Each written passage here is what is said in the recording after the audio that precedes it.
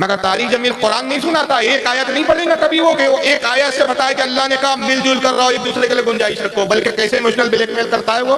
آئیے اس کی دوسری کلپ دیکھ لیجئے، اس کا درد آپ کے سمجھ میں آئے گا کہ بیچارہ درد کے مارے کتنا تڑپ رہا ہے، کتنا پریشان ہے وہ. سنیے، یہ سوکھ سوکھ ہے، کھینچتا ہی رہتا ہے کم بخت. اللہ نے لعنت یہی برسا دی اس کے اوپر. سوکھ سوکھ، کھانے کو نہیں ملتا، پینے کو نہیں ملتا، کیا معلوم سیمڑا بکرا، ہمارے بوکڑ بکرا بولتے ہیں اس کو جو سو سو سو کرتا ہے. تو تمہیں فرقوں میں بانٹ کر گئے تھے یہ امت بنا، تو تمہیں فرقوں میں بانٹ کر گئے تھے یہ امت بنا کر گئے تھے. کیوں اس نادان کھیل میں اپنی زندگی برباد کرتے ہو؟ کیوں نہیں مسلمان بن کے رہتے ہو؟ اس امت میں اختلاف شروع سے ہے، ہمیشہ رہے گا. یہاں تک نہ جاؤ کہ ایک دوسرے پر کفر کے فتح. جنت میں کون جائے گا؟ سنیوں نے کہا وہابی کافر، وہابیوں نے کہا سنی کافر، بریلیوں نے کہا دیوبندی کافر، دیوبندیوں نے کہا بریلوی کافر، شیعہ نے کہا سنی کافر، سنی نے کہا شیعہ کافر. جنت میں کون جائے گا؟ جنت میں کون جائے گا؟ اس لیے کسی کو کچھ مت بولو. کوئی کہے ڈپلیکیٹ قرآن ہے، نہیں جنت میں جانا ہے، اپنے ساتھ چلنا ہے بھائی. تیرے کو غلط نہیں بول سکتے، کافر نہیں بول سکتے. یہ کہہ رہا ہے نبی نیا نبی ہے ہمارے پاس بھائی، غلام احمد قادری نام کا نبی ہے ہمارے پاس. نہیں ٹھیک ہے، تم بھی کچھ نہیں بولو. جنت میں کون جائے گا؟ جنت تو خالی خالی رہ جائے گی، جیسے پوری جنت بھرانے کا ڈپارٹمنٹ ٹھیکہ اسی کو ملا ہے. میں قسم کھا کے کہتا ہوں کہ انشاءاللہ ہر سنی تو جنت میں جائے گا، یہ منو تو جنت میں نہیں جائے گا. بے شک آپ ہے، بے شک. بابا بابا سبحان اور اس کو اس بات کی فکر ہے کہ جنت میں کون جائے گا. تو میں کہتا ہوں تجھے جنت میں کون جائے گا اس کی فکر کرنے کی ضرورت نہیں. جنت اللہ نے جس کو ہبا کر دی، جنت جس کو دے دیا، جنت کا جس کو مالک بنا دیا، اس نے بتا دیا کہ 72 جہنم میں جائیں گے، ایک جنت میں جائیں گا. اس کو اعلیٰ دے گا تجھ سے اور جنت سے. کیا مطلب؟ وہاں بھی دور ہو، ہم رسول اللہ کے، جنت رسول اللہ. نعرہ تکبیر، نعرہ رسالت، عظمت اولیاء کانفرنس، مسلک اعلی حضرت. نعرہ تکبیر، نعرہ رسالت. رب نے جس کو جنت کا مالک بنا دیا، اس نے سنا دیا کہ کون جنت میں جائے گا کون نہیں جائے گا. بے شک. بڑی تعداد ہے جو جہنم میں جائیں گی، جنت میں نہیں جائیں گی. تو کہہ رہے جنت میں کون جائے گا؟ شیعہ نے سنی کو کافر کہا، سنیوں نے شیعہ کو کافر کہا. ارے منو تجھے تب بھی سمجھ میں نہ آیا کہ سنی تو مومن ہے، اب جو ان کو کافر کہے وہ تب بھی خود کافر ہوا کہ کفر لوٹا. بے شک بے شک بے شک. شیعوں نے عقیدہ رکھا معاذاللہ تمام صحابہ کافر، تو تب بھی ہوئے کافر، تو خود اپنے قول سے بھی کافر، ہمیں کافر کہہ کر بھی کافر، تو کفر در کفر ہوا. تو جنت میں تو ان کے جانے کا سوال ہی پیدا نہیں ہوتا. بے شک. اب تم ہو کون بیٹا؟ تمہاری اوقات کیا ہے کہ تم جنت میں لے جاؤں گے؟ تو یاد رکھیے یہ 40 دن کے چلے جو ہوتے ہیں نا، 40 دن کا چلہ بولتے ہیں. یہ چلے جو ہیں یہ پکا مسلمان نہیں بناتے، نمازی بنا دیتے. میں انکار نہیں کرتا. ایک شرابی کو لے جاتے ہیں، نمازی بنا کے لے آتے ہیں. ایک چواری کو لے جاتے ہیں، نمازی بنا کے لے آتے ہیں. ایک داڑھی منڈے کو لے جاتے ہیں، داڑھی رکھوا کے لے آتے ہیں. یہ داڑھی رکھوا لیتے ہیں، نمازی بنا لیتے ہیں، حاجی بنا دیتے ہیں، روزہ دار بنا دیتے ہیں، لیکن خدا کی قسم مسلمان نہیں بناتے، جہنمی بنا کے لاتے ہیں. بے شک بے شک. کیونکہ نماز مدار نجات نہیں ہے، بے شک روزہ مدار نجات نہیں ہے. بے شک. بہت سی قومیں جو اپاس کے نام پہ بھوکا رہی تھی. آپ سمجھ سکتے ہیں جنت میں تمہارے ابا جان ابلیس سے بڑا کوئی عبادت گزار نہیں تھا جتنی تم 40 دن میں نہیں کرتے. اس نے تو 90 کروڑ سال کی منہ پہ مار دی گئی عبادت. کیوں؟ عبادت مدار نجات ہی نہیں ہے. مدار نجات کیا ہے؟ عقیدہ. پہلے عقیدہ درست ہو تو پھر نماز بھی قبول ہے، عقیدہ درست ہو تو روزہ بھی قبول ہے، عقیدہ درست ہو تو حج بھی قبول ہے، عقیدہ درست ہے تو زکوٰۃ بھی قبول ہے، ہر عمل قبول ہے. اور عقیدہ خراب تو کوئی عمل قبول نہیں. بے شک بے شک بے شک. پہلے عقیدہ. اور جب تمہارے ہی عقیدے میں خامی ہے، جب تم عقیدہ ہی تمہارا مضبوط نہیں، تم قرآن کے خلاف باتیں کر رہے ہو اور کہتے ہو نہیں سب ایک ہو جاؤ. اچھا اب یہاں سے دوسرا پہلو دیکھیے. ابھی طارق جمیل صاحب کیا فلسفہ سنا رہے تھے؟ جنت میں کون جائے گا؟ اپنے اپنے عقیدے پر قائم رہو، ایک دوسرے کے لیے گنجائش رکھو. مگر آئیے اب اسی شخص کا دوسری دوگلی پالیسی دیکھیے آپ. یہ کتنا بڑا دوگلا ہے. یہ آڈیو ہے اس کا ایک تھوڑا سا پس منظر مجھے سمجھانا پڑے گا ورنہ ویڈیو آڈیو سمجھ میں نہیں آئیں گی. آپ 2 فوٹویں آپ کو نظر آ رہی ہوں گی اسکرین پر. ایک میں طارق ذلیل ہے، دوسرے میں فوٹو ہے، نام لکھا ہے ہم نے نیچے محمد بلال خان. محمد بلال خان ایک شخص تھا پاکستان کا، طارق جمیل سے متاثر ہوا، ان کی جماعت میں چلا گیا. جانے کے بعد اس نے دیکھا کہ ارے یہ تو بہت بڑا منافق ہے، مجمع میں کچھ بولتا ہے اندر کچھ ہے. یہ شخص باغی ہوا اور اس نے طارق جمیل کی پول پٹی کھولنا شروع کر دی. طارق جمیل نے اس کو بہت سمجھانے کی کوشش کی, یہاں تک کہ پرسنلی سمجھایا, پھر اس کو فون پر سمجھایا, وہ ماننے کے لیے تیار نہیں, کہا کہ میں نے تجھ جیسا دوگلا آدمی نہیں دیکھا.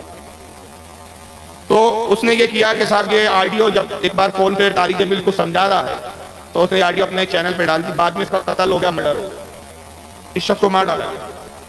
مگر آج بھی اس کا چینل, باوجود اس کے بڑی کوشش کی ان لوگوں نے کہ اس کے چینل کو بین کیا جائے, لیکن وہ بین نہیں ہو پایا چینل, اور اس کے ویورز بہت لاکھوں کی تعداد میں ہیں. وہ چینل پر آج بھی آڈیو موجود ہے. اب اس میں ذرا دیکھیں طارق جمیل اس سے جو بات کر رہا ہے, اس سے طارق جمیل کی منافقت پتہ چلتی ہے. میں ان کا دفاع نہیں کر رہا بیٹا, میں اپنے جو وے آف میرا جو ورک ہے نا, میں وہ اس کی ڈیفینیشن بیٹا آپ کو بیان کر رہا ہوں. میں اللہ کے فضل و کرم سے اپنے اکابر کے ہی عقائد پر ہوں, لیکن یہ ہمارا سافٹ کارنر ان کے لیے, ان کو قریب کرنے کے لیے ہے. تو بیٹا آپ کسی چیز میں بھی نا اس طرح ایکسٹریم ہونا یہ مناسب نہیں ہوتا. آپ میری اولاد کی طرح ہیں, آپ جو بھی کہیں کہ میں بڑے پیار سے سنوں گا. ہاں میں آپ سے یہ درخواست کروں گا, آپ میرے لیے اگر آپ سمجھتے ہیں کہ میں کوئی بہت غلط کر رہا ہوں یا کفر پھیلا رہا ہوں, نہیں میں کفر پھیلانے کی بات نہیں, مولانا صاحب جو بات میں نے کہی ہے اسے میں تجاوز نہیں کرتا. مجھے دین کا جو ہے نا آپ جتنا علم نہیں ہے, لیکن مجھے حدود کا ضرور پتا ہے کہ میں آپ کو آپ نہیں کہا اتنا تو کرو نا. اس وقت جو ایک بات تو اللہ نے مجھے دی ہے نا, ایک نعمت سے, دیوبندیت کو دنیا میں خاموشی کے ساتھ اللہ نے میرے ذریعے سے پہنچایا ہے. اور لوگوں کتنے بریلوی خاندان ٹوٹ کے آ گئے, کتنے شیعوں کے آ گئے. مطلب دیوبندیت کو دنیا میں خاموشی کے ساتھ اللہ نے میرے ذریعے سے پہنچایا ہے. اور لوگوں کتنے بریلوی خاندان ٹوٹ کے آ گئے, کتنے شیعوں کے آ گئے. بیٹا ان کو قریب کرنے کے لیے, چونکہ آپ تبلیغ کے نہج کو پورا سمجھتے نہیں ہیں, اس لیے آپ یہ غصے ہو رہے ہیں, ناراض ہو رہے ہیں. یہ ان کو قریب کرنے کے لیے کچھ کرنا پڑتا ہے. باقی اللہ کا فضل ہے, میں اپنے اکابر کے ساتھ ہوں, انہی کے طریقے پر ہوں, لیکن تبلیغی جماعت کا نہج مختلف ہے. میں اپنے اکابر کے ساتھ ہوں, انہی کے طریقے پر ہوں, لیکن تبلیغی جماعت کا نہج مختلف ہے. سن لیا آپ نے, سمجھ میں آئی بات؟ خاموشی کے ساتھ انڈر گراؤنڈ میں کام کر رہا ہوں, اوپر تو آ کے یہ بولتا ہوں ایک دوسرے کے لیے گنجائش رکھو, ورنہ جنت میں گنجائش ہے. اور انڈر گراؤنڈ میں نے کیا کیا ہے, کتنے بریلیوں کو توڑ توڑ کے میں نے دیوبندی بنا دیا ہے, کتنے شیعوں کو بنا دیا ہے. میں اپنے اکابر کے عقیدے پر ہوں, اپنے وہابی مولویوں کے فتوے پہ عمل کرتا ہوں, ان کے ساتھ. اصل میں ہوا کیا کہ جن اکابر کی بات کر رہا ہے نا, یہ ان اکابروں نے ایسی گستاخیاں کی اپنی کتابوں میں. چند کتابیں یہاں ٹیبل میں موجود ہے جس کی بنیاد پر ہمارے علماء اہل سنت نے ان پر کفر کے فتوے لگائے. بے شک. اور میں آج آپ سے سوال کرتا ہوں, عقیدہ میں بیان کرتا ہوں, آپ فیصلہ کریں کہ یہ عقیدہ کفر ہے یا نہیں, یہ اسلام سے خارج ہے یا نہیں. مولوی اشرف علی تھانوی نے کتاب لکھی, کتاب کا نام تھا حفظ الایمان, اور اس میں لکھا رسول کو جو اللہ نے علم غیب دیا, اس میں حضور کا کیا کمال, جیسا علم حضور کو ہے ایسا علم تو جانوروں, پاگلوں کو, کتے, بلی, سور کو بھی ہے. استغفر اللہ ربی من کل ذنب. یہ عبارت کی اس کا مفہوم بتا رہا ہوں. مجھے بتاؤ, نبی کے علم کو جانوروں کے علم سے تشبیہ دینے والا مسلمان ہو سکتا ہے؟ نہیں ہرگز اور نہیں. یہی بات اگر ہم یہ کہیں کہ جیسا علم مولوی اشرف علی تھانوی کو ہے ایسا علم تو کتے کو بھی ہے, سور کو بھی ہے, تو کیا یہ قبول کر لیں گے؟ کہیں گے نہیں نہیں, ہمارے مولانا کی گستاخی ہو گئی صاحب, ہمارے علامہ صاحب تو شیخ الحدیث ہے, مفتی اعظم ہے ہمارے مولوی صاحب کو. یہ اپنے مولوی کی توہین برداشت نہیں کرتے, لیکن رسول کی توہین ضرور کرتے. قاسم نانا طبی نے کتاب لکھی تحذیر الناس, اس میں لکھا کہ حضور صلی اللہ علیہ وسلم خاتم النبیین نہیں ہے. خاتم النبیین کا معنی یہ نہیں ہے کہ حضور صرف آخری زمانے میں آئے اس لیے خاتم النبیین ہے. آپ مرتبے کے اعتبار سے خاتم النبیین ہے. حضور کے بعد بھی نیا نبی آ سکتا ہے, پیدا ہو سکتا ہے, مگر یہ کہ جو نیا نبی ہوگا وہ لیول میں, مرتبے میں حضور کے برابر نہیں ہوگا, لیکن نبی تو ہوگا. استغفر اللہ. جبکہ اسلام کا عقیدہ ہے کہ حضور صلی اللہ علیہ وسلم کے بعد نہ کوئی چھوٹا نبی آئے گا, نہ بڑا نبی آئے گا, نہ برابر کا نبی آئے گا, نہ ذلی نبی آئے گا, نہ عکسی نبی آئے گا, کسی طرح کا کوئی نبی آنا ہی نہیں ہے. جناب عیسیٰ بھی آئیں گے تو امتی بن کر آئیں گے, بحیثیت نبی کے نہیں آئیں گے, اس لیے کہ قرآن نے فیصلہ سنا دیا, ما کان محمد ابا احد من رجالکم ولکن رسول اللہ وخاتم النبیین. اللہ فرماتا ہے محمد تمہارے مردوں میں سے کسی کے باپ نہیں ہے, بلکہ اللہ کے رسول ہے اور نبیوں میں سب سے آخر. بے شک. زمانے کے اعتبار سے بھی آخر, مراتب کے اعتبار سے بھی آخر, ہر اعتبار سے خاتم النبیین ہے. اب حضور کے بعد کوئی نبی نہیں آ سکتا, اور آقا نے خود فرما دیا لا نبی آبادی, میرے بعد کوئی نبی نہیں آ سکتا. اگر میرے بعد کوئی نبی ہوتا وہ عمر ابن خطاب ہو سکتا تھا, لا نبی آبادی, لیکن میرے بعد کوئی نبی نہیں. بے شک. مجھے بتائیے, آج پوری دنیا کے مسلمان مل جائے تو ایک صحابی کے برابر نہیں ہو سکتے. بے شک. جب عمر ابن خطاب صحابی ہو کر نبی نہیں ہو سکتے, آج غیر صحابی ہو کر کون تو پھٹیچر ہے جو نبی بن جائے گا؟ یہی عقل نہیں تھی قاسم صاحب. خلیل احمد امبیٹری نے البراہین القاطعہ لکھی, کہا حضور سے زیادہ علم تو شیطان کو ہے. شیطان کا علم نفس سے ثابت ہے, कुरान और हदीस से साबित है, नबी का इल्म कुरान और हदीस से साबित नहीं। उसी किताब अल-बराहिनुल कातिया में लिखा कि उर्दू ज़बान हुजूर सल्लल्लाहु अलैहि वसल्लम हमारे देवबंद के मदरसे आकर हमारे उलमा से सीख कर गए। अस्तगफिरुल्लाह। क्या ये तौहीन नहीं है, गुस्ताखिया नहीं है?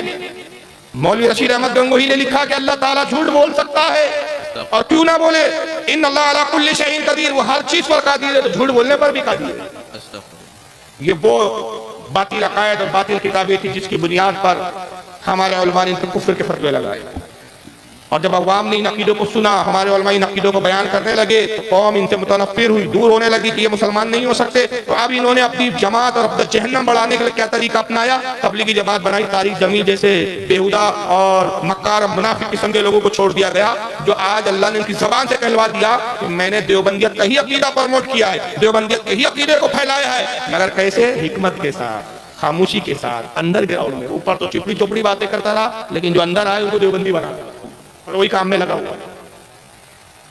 मगर इतने हकायक के बाद भी, इतने हकायक देखने के बाद भी अफसोस होता है कि लोग मानने के लिए तैयार हैं। अब तारिक जमील का दूसरा दोगलापना देखो, कहता है शियाओं ने सुन्नियों को कहा काफिर, सुन्नियों ने शिया को कहा काफिर, देवबंदियों ने सुन्नी को कहा काफिर, सुन्नियों ने देवबंदियों को कहा काफिर। किसी को काफिर ना कहो, एक लोग एक दूसरे के लिए गुंजाइश कहो, अगर जन्नत में पहुंच जाएगा। मगर दूसरी तरफ देखो किनको काफिर खुद कह रहा है, जरा सुन लीजिए। ये भी सुन लो कि तक सहाबा को काफिर कहने से आदमी काफिर नहीं होता। ये अपने ही अकाबिर के फतावा में मैंने पढ़ा है। एक आदमी कहता सारे सहाबा काफिर थे, इस पर इसके कुफर का फतवा नहीं आएगा। क्या समझे आप? ये भी सुन लो कि तक सहाबा को काफिर कहने से आदमी काफिर नहीं होता। सहाबा को काफिर कहने से आदमी काफिर नहीं होता। कहाँ का फतवा है? आगे सुनिए। नहीं, अकाबिर के फतावा में मैंने पढ़ा है। अपने ही अकाबिर के फतावा में ये मैंने पढ़ा, उसने नाम नहीं बताया कौन से फतावा में पढ़ा, वो फतावा मेरे पास मौजूद है। यह है फतावा रशीदिया, रशीद अहमद गंगोही की, जिसके अंदर इसने लिखा मादअल्लाह अगर कोई सहाबा किराम को काफिर कहे तब भी वो अहले सुन्नत व जमात से खारिज नहीं होगा, सुन्नी रहेगा। ये अजीब बात है कि इन देवबंदियों को काफिर कहे तो प्रॉब्लम है, ये सहाबा को काफिर कहे तो कोई प्रॉब्लम नहीं। ये अबू बकर को काफिर कहे प्रॉब्लम नहीं है, हज़रत उमर को काफिर कहे प्रॉब्लम नहीं है, उस्मान गनी को काफिर कह दे, हर सहाबी को काफिर कह सकते, तब भी आप पक्के मुसलमान। यानी आप सहाबा को काफिर कहेंगे तो सहाबा तो काफिर हो सकते, लेकिन आप उनको काफिर कहने के बाद भी पक्के मुसलमान। आपका कुफ्र का फतवा, ये कौन सी मंतिक है भाई? इस खबीस को मालूम नहीं है कि इसने पढ़ा नहीं है, अपने अकाबिर का फतवा पढ़ा, ये नहीं पढ़ा अल्लाह के रसूल का फतवा। क्या आका ने कहा एक पल्ले में अगर मेरी तमाम उम्मत का ईमान रख दिया जाए और दूसरे पल्ले में मेरे अबू बकर सिद्दीक का ईमान रख दिया जाए, तो सिद्दीक का ईमान तमाम उम्मत के ईमान पर वज़नी और भारी है। क्या इस मरदूद ने ये नहीं पढ़ा कि हुजूर सल्लल्लाहु अलैहि वसल्लम ने फरमाया कि जितने आसमान के तारे हैं उससे ज्यादा नेकियां मेरे उमर की ने किया है। मेरे बाद कोई नबी होता तो उमर होता। बेशक। ऐसे जलील कद्र सहाबा। अली वो मौला अली जिनके बारे में हुजूर ने कहा अली को देखना इबादत है, अली कुल्ले ईमान है। बेशक। अली क्या है? कुल्ले ईमान, खुद अली ही एक ईमान है। आप इन सबको काफिर बोलते जाए। अब अगर कोई कहे कि उन्होंने सहाबा कहा, यार सहाबा में आप अबू बकर इन्हीं का जिक्र कर रहे हो, उन्होंने तो आम सहाबी की बात की है। हालांकि उसने मुतलकन कहा तो उसमें अबू बकर भी आ गए, हज़रत उमर भी आ गए, हज़रत उस्मान गनी भी आ गए, मौला अली भी आ गए। मगर अगर आम साहबी की भी बात करता है खबीस, तो इसके बारे में कैसे रसूल की हदीस नहीं सुनी कि मेरे आका ने फरमाया कि अगर तुम में से कोई गैर सहाबी ओहद पहाड़ के बराबर सोना अल्लाह की राह में खैरात कर दे और मेरा एक अदना सहाबी एक मुट्ठी, एक मद, एक मुद यानी एक पैमाना होता है, एक मुट्ठी जौ अल्लाह की राह में दे दे, तो दर्जे और मकाम में तुम मेरे सहाबी के बराबर नहीं हो सकते। बेशक। बेशक। ओहद पहाड़ के बराबर तो अव्वल सोना ही नहीं हो सकता किसी के पास। लेकिन कितना मुबालगा किया अपने सहाबा की अद्भुत बताने की। लेकिन बहरहाल ये एक अजीब कौम है। मैं बताना ये चाहता हूँ और दिखाना ये चाहता हूँ कि हमारे जो इन लोगों से इख्तिलाफात है, उन इख्तिलाफात की जो बुनियादी वजह है वो है अकीदे का इख्तिलाफ। इनकी नमाजों से हमारा कोई इख्तिलाफ नहीं है, याद रखिए। इनकी नमाजों से हमें कोई लेना देना नहीं है। हम इनकी तबलीग पे नहीं इख्तिलाफ करते। और आइए अब इख्तिलाफ का कहाँ का सिलसिला बढ़ता है, ये किस तरह ले जाना चाहते हैं। ये कहने के बाद भी आप ये कहेंगे कि अपने अपने अकीदे पे कायम रहो, सब मिलजुल कर रहो, इनको कोई गलत ना बोलो। ये अभी लेटेस्ट वीडियो जरा सुन लीजिए इन साहब को। शक्लें भी देखो तो ऐसा लगता है कल रात ख्वाब में इब्लीस को देखा, सारी सूरत जनाब की सी थी। कौन है जानते हैं ना? हाँ, ارشد مدنی ابھی حالی کا بیان ہے, آپ نے شاید پتہ نہیں, یہاں انٹرنیٹ پہ تو آتا ہی ہے, چینلوں پہ تو بہت چلا. سنیے جناب کیا کہتے ہیں. اس ملک کی تاریخ یہ ہے کہ اللہ نے اوم نے اسی دھرتی کے اوپر منو کو اتارا ہے. منو یعنی آدم کو اتارا ہے. ان کی بیوی ہم حوا کہتے ہیں, وہ ہموتی کہتے ہیں, اس کو اتارا ہے. ہم اسی کے وہی ہمارے پوروج ہیں, سب کے پوروج ہیں, نبیوں کے پوروج ہیں, رسولوں کے پوروج ہیں, ہندوؤں کے پوروج ہیں, مسلمانوں کے پوروج ہیں, عیسائیوں کے, ساری دنیا کے. ہم نے ان کے قدموں کے اوپر سر رکھا ہوا ہے. منو کے قدموں میں سر رکھا ہے 6000 نے. بڑھاپے پہ رحم کھا بڈھے اپنے, مرنے کا ٹائم آ گیا, توبہ کر, سنی ہو جا, آج لے ان کی پناہ, آج مدد مانگ, ان سے پھر نہ مانیں گے قیامت میں اگر مان لیں. سبحان اللہ, بے شک بہت عمدہ, واہ واہ واہ واہ. اس عمر میں نبی کا درود پڑھنے کی بجائے, نبی کی تعریف کرنے کی بجائے منو کی تعریف کر رہا ہے, جس کے وجود کا بھی ہمیں کچھ پتا. ہمیں خیر دوسروں کے مذہب سے کوئی لینا دینا نہیں, ان کے اپنے اعتقادات ہے, ان کے اپنے نظریات ہے. لکم دینکم ولی دین, ان کا دین ان کے ساتھ ہے, ہمارا دین ہمارے ساتھ ہے. بے شک ہمارا اپنا دین ہے, ہماری اپنی تعلیمات ہے, ہمارے اپنے پیغمبر ہے, ہماری اپنی کتاب ہے. اور وہ بھی کہتے ہیں بھائی ہماری اپنی کتاب ہے, ہمارے اپنے رہنما ہے. خلق والے اتنے ملنے پر آ گئے, ابھی وہاں بھی سنی بھی تم کو ہضم نہیں ہو رہا تھا, ایک ہو جاؤ ایک ہو جاؤ. اب منو صاحب سے بھی ملنے چلے گئے تھے, آدم بنا دیا ان کو, اوم کو بنا دیا خدا. سٹیا گیا بڈھے, ٹوپی بھی ٹیڑھی ہے, تیرا دماغ بھی ٹیڑھا ہے. دیکھو نا ٹوپی ٹیڑھی ہے اس کی, دکھ رہا ہے نا اسکرین پہ, دکھ رہا ہے یا نہیں؟ ہمیں نہیں دکھ رہا ہے کیا چل رہا ہے, دکھ رہا ہے نا. ٹوپی بھی ٹیڑھی ہے اس کا, دماغ بھی ٹیڑھا ہے. اللہ نے اوم نے, ابھی اللہ اور اوم الگ ہے, اوم نے اور اللہ نے منو کو پیدا کیا, جس کو ہم آدم کہتے ہیں. اچھا یہیں تک نہیں رکے, چلو آدم منو تک. ایک اور جمعیت العلماء کے صدر ہے, ان چچا جان کو سن لیجیے. جماعت علماء کے مفتی محمد الیاس نے ایک حیران کرنے والا بیان دیا ہے. ایودھیا میں محمد الیاس نے کہا کہ بھگوان شنکر مسلموں کے پہلے پیغمبر ہیں, اور اس بات کو ماننے میں مسلمانوں کو کوئی گریز نہیں ہے. جماعت علماء 27 فروری کو بلرام پور میں قومی ایکتا کا کارکرم کرنے جا رہا ہے, اور اسی ایکتا کا دیکھ رہے ہیں کتنا چسکا پڑا ہوا ہے. ایکتا کے چکر میں یہ اپنے ناجائز باپ کو بھی باپ بولنے لگ جاتے ہیں. کتنا چسکا ایکتا کا, شنکر کو بولنے لگ گئے بھئی آدم ہے ماننے میں. جماعت علماء 27 فروری کو بلرام پور میں قومی ایکتا کا کارکرم کرنے جا رہا ہے, اور اسی کارکرم میں ایودھیا کے سادھو سنتوں کو بھی آمنترت کرنے کے لیے ایک پرتنیدھی منڈل فیض آباد آیا, جہاں مفتی الیاس نے یہ بیان دیا. اور سمجھتے ہیں کہ ہمارا دھرم جو ہے وہ مکہ مدینے سے آیا ہے, غلط ہے یہ. ہمارے دھرم کی شروعات یہیں ہندوستان سے ہوئی ہے. شنکر جی لنکا میں آئے تھے, وہ ہمارے دھرم کے, اسلام دھرم کے سب سے پہلے پروفٹ ہیں, وہ ہندوستان میں آئے تھے. یہ ہمارا جنم بھومی بھی ہے, ہمارا دھرم بھومی بھی ہے, اس لیے ہم کو اس سے پیار ہے. سارے جہاں سے اچھا ہے دوستہ ہمارا, ہر مانو جو ہے ہمارا بھائی ہے. شنکر اور پاروتی, ابھی بہت دور ہو, شنکر اور پاروتی, ہاں شنکر جی ہمارے باپ ہیں, شنکر کہیے, چاہے ان کو آدم کہیے, چاہے منو کہیے, لیکن ایک واستوکتا ہے, اور اس کو دृڑھ وشواس سے کہا جا سکتا ہے. اس پر شبدوں میں کہہ رہا ہوں میں کہ اس میں کوئی شنکا نہیں ہے, اور کوئی شنکا نہیں کر سکتا ہے کہ ایک نر و ناری سے مانو ماتر کو ایشور نے پیدا کیا ہے.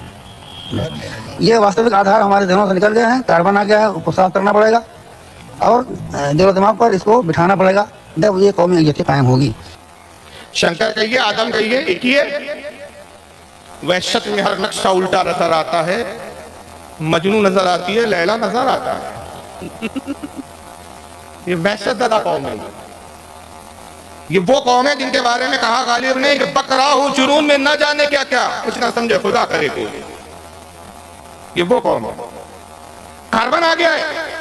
ہاں بیٹا تم پہ تو بہت پہلے 150 سال پہلے کاربن آ گیا, وہ تو حسام الحرمین نے بتا دیا کہ کتنا کاربن چڑھا ہوا ہے تمہارے اوپر. بے شک بے شک. کاربن آ گیا ہے, اس کو دور کرنا پڑے گا.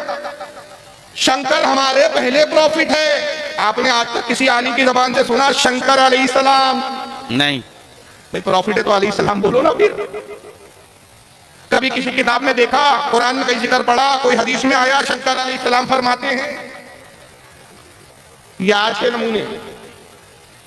ہمارا دھرم مکہ مدینے والا نہیں ہے. بالکل صحیح کہا تم نے, اہل سنت کا دھرم مکہ مدینے والا ہے. واہ واہ واہ واہ. تم نے خود ہی فیصلہ کر دیا. بے شک بے شک. ہمارا دھرم مکہ مدینے والا نہیں ہے, یہیں سے آیا. ہم بھی تو یہی کہہ رہے ہیں, انہی کی اولادیں ہو تو. ابھی تک باپ کو چھوڑ نہیں رہے ہو. ہم نے تو چھوڑ دیا, غریب نواز کے ہاتھوں پر ایمان لائے, اور قرآن کے فیصلے کے مطابق کہ جو کفر کو اپنے ماں باپ کے کفر ہونے کے بعد بھی پسند کرے وہ انہی میں سے ہم نے چھوڑ دیا. تم نہیں چھوڑ پا رہے. फिर जनाब एक आखिरी बड़ी मजेदार बात बोली, उस पर एक बात खत्म कर रहा हूँ। इसके बाद वो कहता है कि भेदभाव दूर हो, शंकर हमारे बाप है, पार्वती हमारी अम्मी है, गणपति हमारे भाई है, ये पूरी फैमिली है इनकी। समझ किस फैमिली के फर्द है आपको समझ में आ रहा है? शंकर इनके अब्बा जान बोल रहा, खुद ही बोला, मैं थोड़ी कह रहा हूँ भाई। अब जाहिर है शंकर इनके अब्बा है तो पार्वती कौन हुई? अम्मी हुई ना। अभी पार्वती और शंकर के बेटे कौन है? गणपति जी है, तो गणपति जी इनके बड़े भाई हुए। और बाकी भी फिर रिश्तेदार है, सब रिश्तेदार मौजूद है।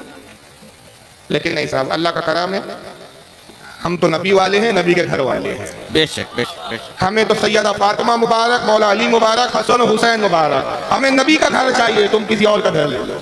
बेशक बेशक। अब मुझे बताइए, वो लोग जो खेवड़ियां चला रहे हैं, सब मिलजुल के रहो, किसी को बुरा मत बोलो। ये कौन सा मजहब ले आए हो यार, जहाँ शंकर भी अलैहि सलाम है, जब मनु भी अलैहि सलाम है, सब एक हो जाओ, सब एक हो जाओ। कौन सा धर्म? कुछ समझ में नहीं आ रहा है। अब दलाकीन साहब को सुन लो, ये भी कुछ कम नहीं है इनको। इसीलिए वेद अगर खुदा की किताब थी उस वक्त के लिए थी, उन लोग के लिए थी। आज हमें मानना चाहिए आखिरी किताब कुरान मजीद। इसी तरीके से एक शख्स ने मुझसे पूछा था, क्या मान सकते हैं कि श्री राम और श्री कृष्ण खुदा के भेजे पैगंबर है? कुरान में आता है सूरह फातिर सूरह नंबर 35 आयत नंबर 24 में कि अल्लाह ने हर कौम के पास एक पैगंबर भेजा है। नाम से सिर्फ 25 पैगंबरों का जिक्र है कुरान में। तो अगर कोई शख्स मुझसे पूछता है कि श्री कृष्ण या श्री राम क्या पैगंबर हो सकते हैं खुदा के, तो मैं ये कह सकता हूं क्योंकि उनका नाम कुरान में मौजूद नहीं है, हो भी सकते हैं, नहीं भी हो सकते हैं। कैसे कैसे जाहिल है। टाई लगा लिए तो लोगों ने पढ़ा लिखा समझ लिया। इसलिए मैं कहता हूँ किसी गधे को टाई पहना दो तो पढ़ा लिखा नहीं बन जाता। कपड़ों से कोई पढ़ा लिखा नहीं होता। शेख सादी फरमाते, आदमी जब तक बोलता नहीं है ऐब हुनर खुलते नहीं है। जब बोलता है तभी पता चलता है। मुंह खोला समझ में आ गया, एक नंबर का जाहिल बोला। कहता है कुरान में 25 पैगंबर के नाम है। कितने पैगंबर के नाम है? तो जो 25 नाम है उसमें राम नाम है क्या? कुरान ने हजरत राम को पैगंबर कहा?